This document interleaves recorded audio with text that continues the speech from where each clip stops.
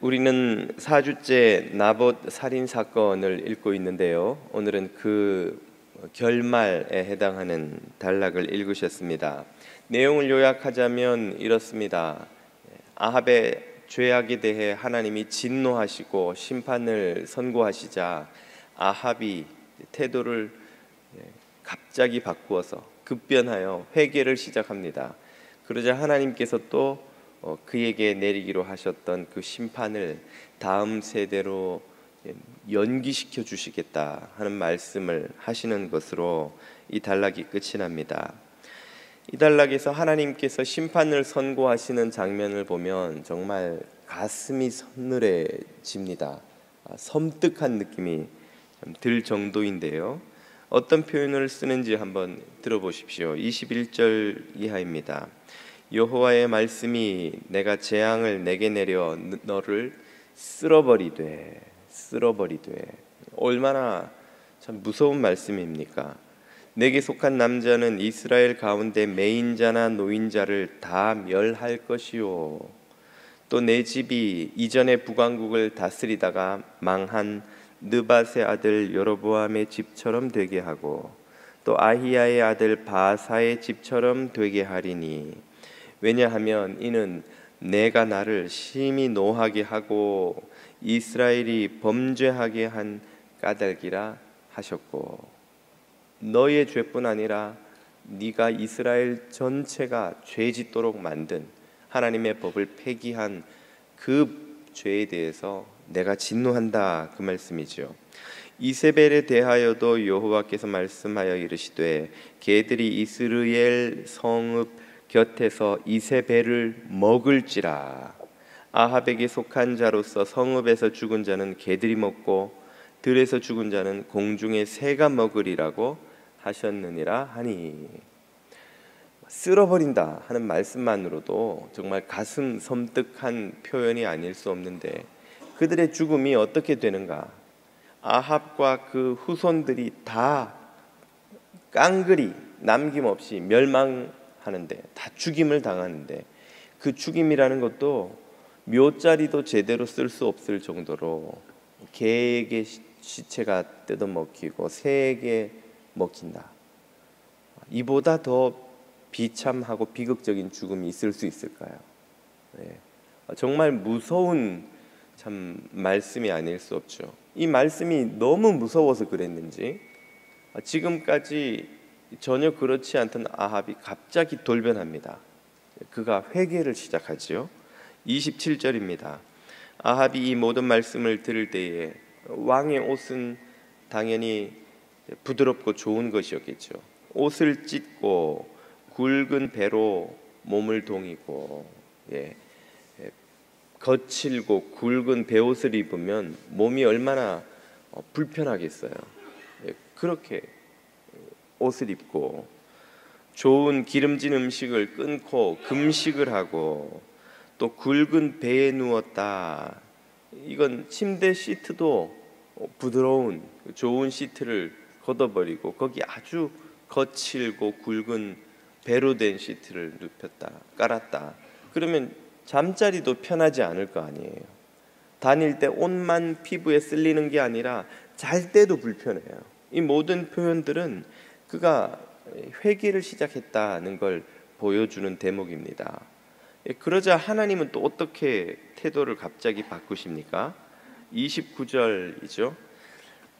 하나님이 엘리야에게 하신 말씀입니다. 아합이 내 앞에서 겸비함을 내가 보느냐? 그가 내 앞에서 겸비함으로 내가 재앙을 저의 시대에는 내리지 아니하고 그 아들의 시대에야 그의 집에 재앙을 내리리라 하셨더라. 하나님이 언제 그랬냐는 듯이 이 심판 선고를 한 세대를 미루겠다, 심판이 이루어지는 것을 한 세대 지연시키겠다 하고 말씀을 바꾸시는 거예요. 이 표현을 읽으면서 참 저는 무척 의아했습니다. 아니, 금방이라도 못 참겠다는 듯이 하나님이 얼마나 화가 나면 쓸어버리고 개에게 뜯어먹히게 하고 새에게 뜯어먹히게 하고, 여러분, 우리가 이성을 잃으면 평소에 입에 담지 않던 담을 수 없던 그런 막 심한 말을 할 때가 있잖아요. 예. 지금 아합이 그 정도로 하나님이 그 정도로 지금 아합에게 화가 나신 거예요. 아합이 그렇게 하나님을 화나게 만든 거예요. 그래서 막 하나님이 그런 막 심판의 말씀을 쏟아 놓은 게 바로 직전인데, 아합이 좀 회개했다고 갑자기 돌변하셔가지고는 한 세대 연기시켜 주마. 아니, 왜 이렇게 하나님은 빨리 바뀌시는가? 그러면 아합의 그 죄값은 도대체 누가 치르나? 또 나봇은 얼마나 억울해요. 억울하게 죽임을 당한 나봇이 하나님이 내 원한을 풀어주시나 보다 생각을 했는데, 금방 하나님이 한 세대 연기시켜 주겠다 그랬다가 취소라도, 아예 심판 자체를 취소시키기라도 하시면 그 답답한 나봇의 억울함은 누가 풀어주냐 말이죠. 기왕 쓰실 거 그러면 아예 심판을 취소시켜 주시던가.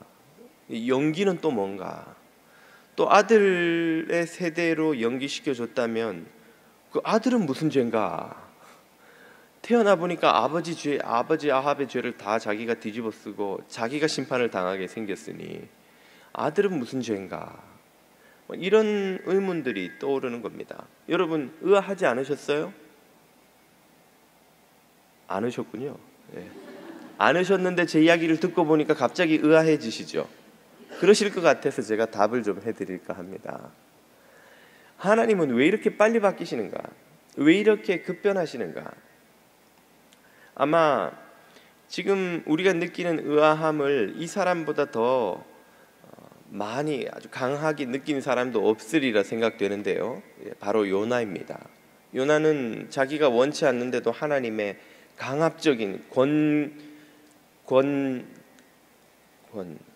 강압적인 강권에 의해서 자신의 동족의 원수인 아수르 수도에 가서 회개와 구원을 선포해야 했죠. 가서 억지로 가가지고 회개하면 하나님이 용서해 주신단다 하고 3일 동안 돌아다니며 선포는 하기는 했으나 실제 요나의 속마음은 어떤 거예요? 회개하지 마라, 회개하지 마라. 회개하면 큰일 난다. 니네가 용서받는 꼴을 나는 눈뜨고 못 봐. 이게 지금 요나의 심정인 거예요. 요나는 니느웨가 회개하지 않고 망하는 걸 보고 싶은 거예요. 그래서 선포하고 나서도 그 성을 나와서는 나무 앞에 앉아서 뭘 기다립니까? 니느웨가 망하기만 기다리잖아요. 그런데 그것들이 정말 전혀 기대치 않게 회개를 하고 하나님이 그들을 용서하시자 그만 막 요나가 화가 나가지고 하나님 앞에 막 화를 쏟아 놓잖아요. 아마 또 그의 심정을 우리 민족만큼 잘 이해할 만한 사람들도 또 없을 것 같아요. 우리는 한일전만 있으면 무조건 이겨야 되잖아요, 그죠? 뭐 우승 같은 거 안 해도 돼요. 우승은 못해도 일단 일본은 이겨야 돼요. 일본에 대한 그 풀리지 않는 응어리, 지금도 그 우익 그 정치인들이 한 번씩 망언을 쏟아 놓을 때면 아우 저 일본 어떻게 하나님이 좀 저런 사람들 좀 망하게 하지 않으시나 그런 생각이 들 때가 여러분은 없으세요? 예, 목사만 혼자 그렇군요. 예, 믿음 없는 목사만. 제가 대학 때 선교 한국 집회에 갔었더니 한 일본 선교사님이 그런 간증을 하세요. 하나님 앞에 기도하고 결단하기를, 주님 저를 어디든지 다 보내셔도 좋습니다. 일본만 빼고요. 이렇게 기도했다는 거예요. 그런 단서를 달면 안 돼요, 하나님 앞에. 그럼 하나님이 꼭 그 단서대로 보내신단 말이죠. 그래서 이 사람이 결국은 일본으로 가게 됐는데 몇 년 동안 마음 깊은 곳에서 우러나오는 그 축복 기도가 안 나오더라는 거예요. 주님이 일본을 축복해 주시고 일본 민족을 축복해 주시고, 그 기도를 하면서도 마음속 깊은 곳에서 정말 진심으로 일본에 대한 축복이 안 돼서 정말 그 마음을 내려놓는데 몇 년이 걸렸다는 거예요. 우리 한국 사람들에게 있는 그런 참 억울하고 답답하고 하나님이 원한을 갚아주셨으면 하는 마음, 이런 마음이 아합의 이 무서운 범죄를 읽으면서 안 들 수가 없잖아요. 하나님이 마침내 이 아합을 심판하시나 보다.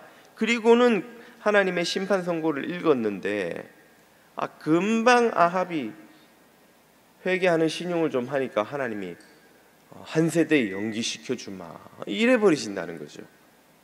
왜 하나님은 이렇게 쉽게 심판을 유예시키시는가? 그것은 하나님 당신도 어찌할 수 없는, 하나님 스스로도 거스를 수 없는 하나님 당신의 성품 때문입니다. 하나님이 어떤 분이시기 때문에 그런 겁니까? 시편은 그분의 성품을 이렇게 설명하죠. 여호와는 긍휼이 많으시고 은혜로우시며 노하기를 더디하시고 인자하심이 풍부하시도다. 아멘. 하나님의 성품은 긍휼이 많으신 거예요. 은혜가 많으셔요. 노하기를 더디하시고 인자가 풍부하신 분, 그런 분이 하나님이시기 때문에 이 하나님은 죄인들에 대해서까지도 심지어 어떤 마음을 가진 분이십니까? 에스겔서 18장이 말씀하시죠. 주 여호와의 말씀이니라 내가 어찌 악인이라도 심판받아 죽는 것을 조금인들 기뻐하리야. 우리는 악인이 심판받아 죽는 것을 얼마나 기뻐합니까? 많이 기뻐하잖아요. 아이고 그 인간 잘 됐다. 그런 인간은 마땅히 감옥 가야 돼. 심판받아야 돼. 고소하다. 우리는 그런 마음을 품지만 주님은 얼마나 긍휼이 많은 분이신지, 심지어 그 악인조차도 심판받는 것을 조금도 기뻐하시는 분이 아닌 거예요. 그 악인조차도 돌이켜 그 길에서 떠나 사는 것을 어찌 기뻐하지 아니하겠느냐. 하나님은 악인이라도 회개하여 용서받고 구원받는 걸 기뻐하시는 분이에요. 주님을 닮아간다는 건 바로 이런 것입니다. 우리가 주님을 닮는다는 게 기도할 때 할렐루야 무슨 홀리 보이스를 내거나 거룩한 척 하는 그런 것이 주님을 닮는 게 아닌 거예요. 주님을 닮는 것은 우리의 마음에 원한과 증오를 내려놓고 미움과 시기를 내려놓고 원수라 할지라도 긍휼히 여기는 것이라는 말입니다. 예수님 말씀에 사랑하는 사람들을 잘해주는 것은 이방인이라도 할 줄 아는 것이 아니냐. 하나님의 자녀된 너희는 원수를 사랑하고 박해하는 자들을 위해 기도해야 마땅하지 아니하냐. 하나님의 자녀, 하나님을 닮은 자의 모습은 원수 사랑이라는 거예요. 미워하는 이들을 위해 축복하는 것이라는 말이죠. 오늘 저와 여러분이 이렇게 주님을 닮아갈 수 있기를 축복드립니다. 하나님은 그런 분이시기 때문에 아합이 회개하는 신용만 해도 그에 대한 심판을 바로 유예시켜 주어 버리시는 거예요. 그러면 아합의 그 죄값은 어떻게 됩니까? 누가 치릅니까? 아합의 죄값과 저와 여러분의 죄값을 모두 짊어지시고 치르신 분이 여기 계시죠. 바로 예수 그리스도이십니다. 디모데전서는 말합니다. 그가 모든 사람을 위하여 예수께서 자기를 대속물로 주셨으니 하나님의 약속이 이루어질 때가 이르러서 주신 증거가 바로 그분의 십자가이니라.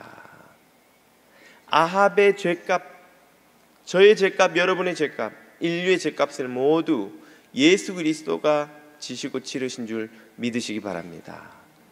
그래서 하나님은 그 풍성한 긍휼로 죄인조차도 용서하실 수가 있게 된 거예요. 하나님은 사랑의 하나님이신 동시에 공의의 하나님이세요.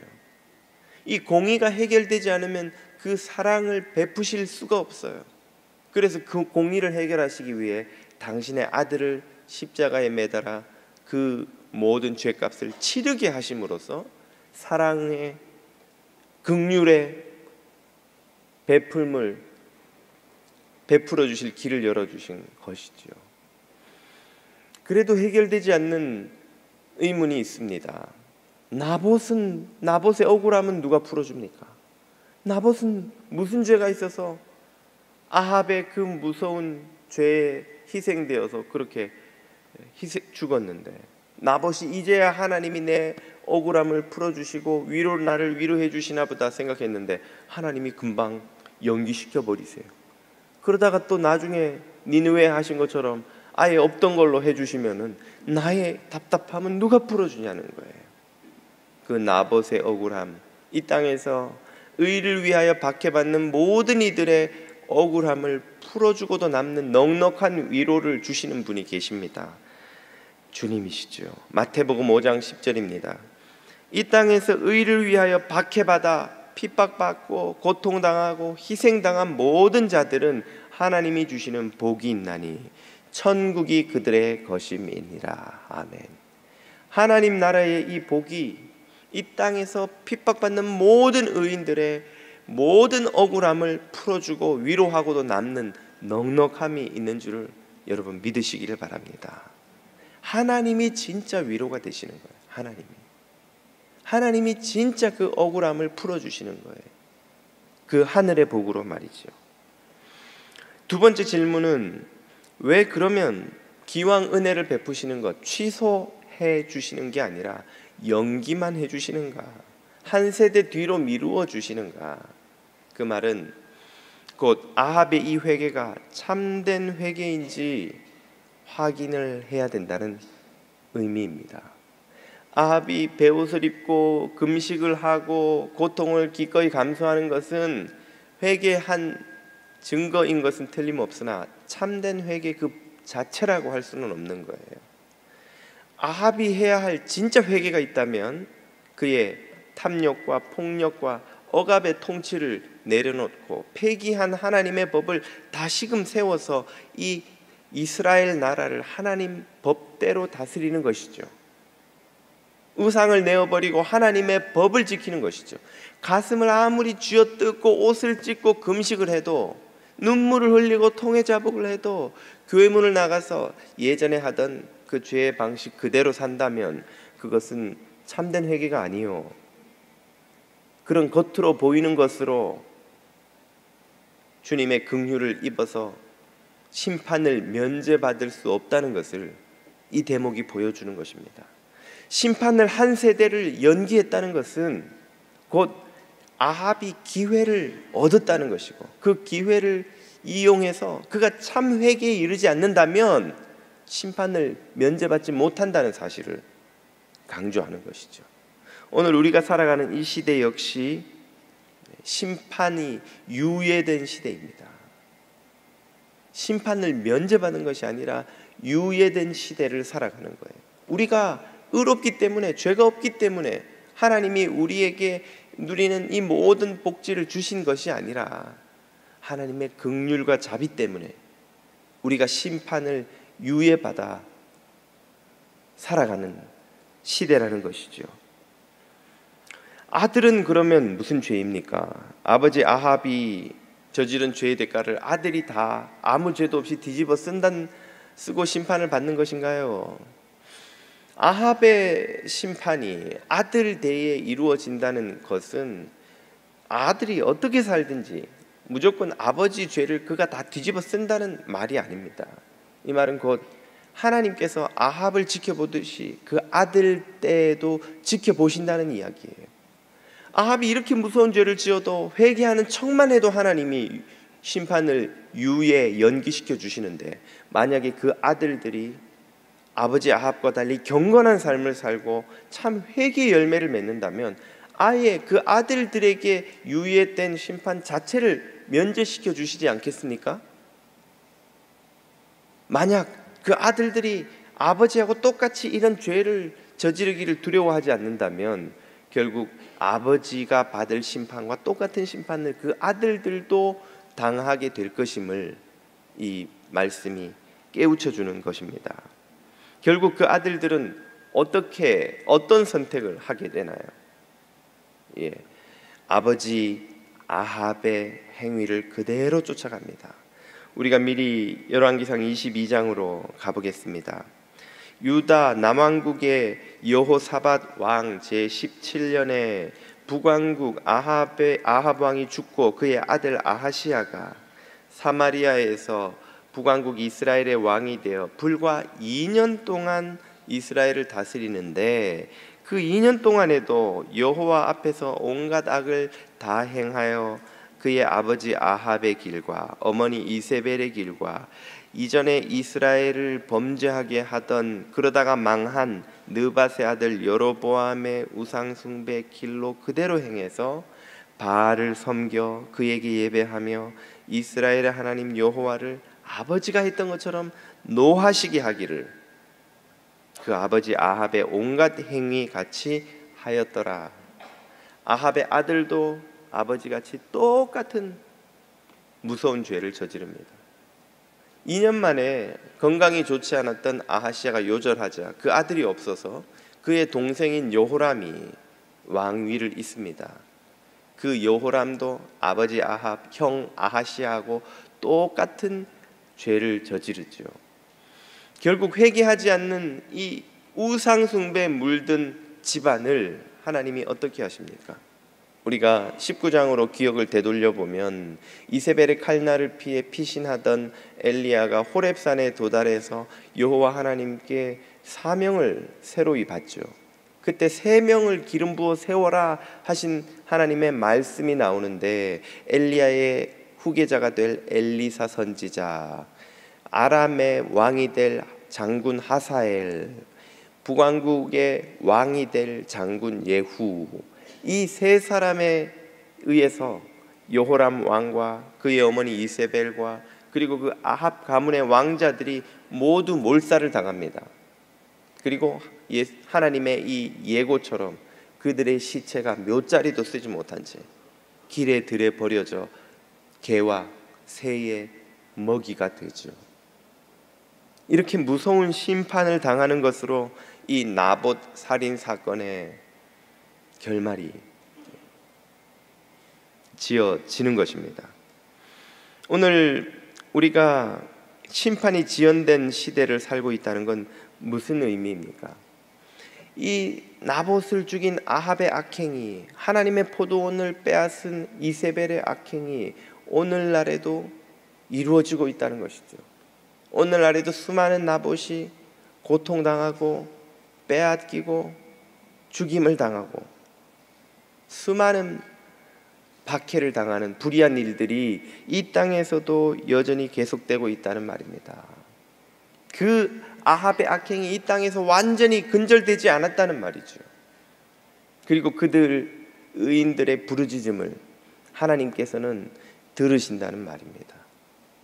출애굽기 22장으로 가면 이런 말씀을 주시죠. 너는 고대의 가장 약한 자였던, 취약한 계층이었던 과부나 고아를 해롭게 하지 말라. 그들은 다른 이들에게 이용당하고 착취당하고 빼앗기고 짓밟히는 연약한 자들이다. 그런 이들을 해롭게 하면 내가 만일 그들을 해롭게 함으로 그들이 내게 부르짖으면 내가 반드시 그 부르짖음을 들으리라. 하나님은 고통당하는 의인들의 부르짖음을 들으시는 분입니다.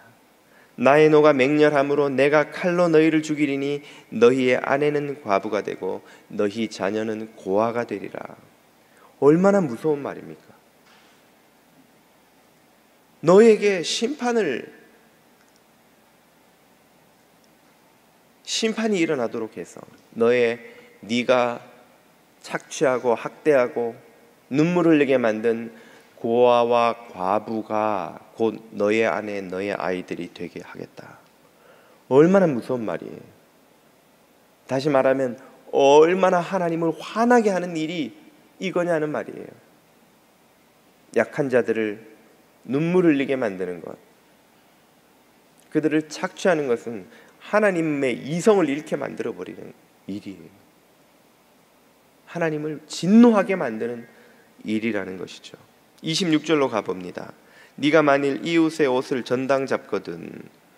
무슨 전당포도 아닌데 우리가 남의 옷을 전당 잡을 일이 뭐가 있겠습니까?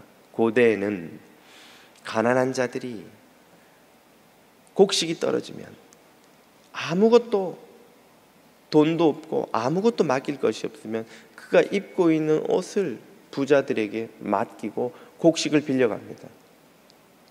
언제 그러면 그 곡식을 갚고 옷을 찾아가는가?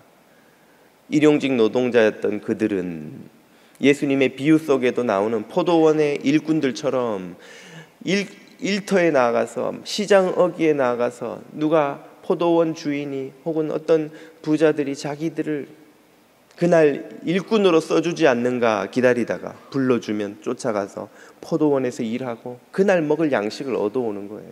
그걸로 그 옷을 맡긴 집에 와서 그 부잣집에 갚고 옷을 찾아가는 거예요. 그러나 오늘날에도 그렇듯이 옛날에도 항상 일거리가 그렇게 있는 것이 아니고 항상 운이 좋은 것이 아니죠. 그런 이들이 제때 곡식을 들고 와서 옷을 찾아가지 못하는 일들이 생긴다는 거예요. 그러면 해가 지기 전에, 그런 일이 있더라도 해가 지기 전에 그에게 돌려보내라. 왜입니까? 그것이 그의 유일한 옷이라. 요즘에야 바자회 하면 안 입는 옷들 가방에 바리바리 싸서 그냥 처분해도 되는 그런 풍요로운 시대를 살아갑니다만, 고대 왕국의 이스라엘 같은 나라의 서민들의 삶이란 옷 한 벌이 평생 입고 사는 유일한 옷인 거예요. 그리고 낮에는 몸에 두르면 그게 옷이고 밤에는 그걸 덮으면 이불이 되는 것이 그들의 삶이죠. 그것이 없으면, 그걸 돌려받지 못하면 그것이 그의 알몸을 가릴 옷인즉 그가 무엇을 입고 자겠느냐. 낮에는 더우니까 일하면서 그 옷을 안 입어도 그냥 속옷 같은 것만 입고 포도원에서 땀 흘리며 일해도 괜찮지만, 밤이면 사막 기후인 남부 유대 지방은 밤의 기온은 밖에서는 얼어 죽을 듯이 춥습니다. 그런 곳에서 덮을 이불이 될 옷이 없으면 어떻게 자겠느냐는 말이에요. 그런 자들을 그렇게 돌아보지 않으면, 그가 내게 부르짖으면 내가 들으리니, 나는 그런 빈자들에게 자비로운 자임이니라. 하나님은 약한 자들에게, 소외된 자들에게, 가난한 자들에게 자비로우신 분입니다. 동시에 그들의 눈에서 눈물을 흐르게 만드는 이들에게는 공의로우신 분이 된다는 말씀이에요. 아합에게 쏟아놓았던 그 진노를 하나님이 이 불의한 자들에게 쏟아놓으시겠다는 것이죠. 오늘 이 시대에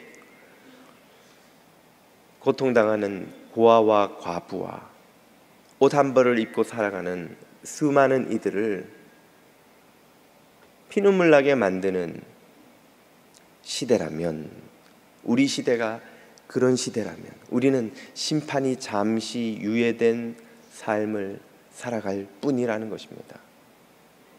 오늘 이 시대를 살아가는 하나님의 자녀들의 사명이 있다면 무엇입니까? 그것은 이 시대가 하나님의 이 경고를 듣고 하나님의 법으로 돌아와서 하나님의 뜻이 이루어지고 하나님의 법이 지켜지는 세상을 만들어지기를, 그런 세상을 만들기 위해 기도하고 실천하고 섬기는 것, 그것이 우리의 사명인 줄로 믿습니다.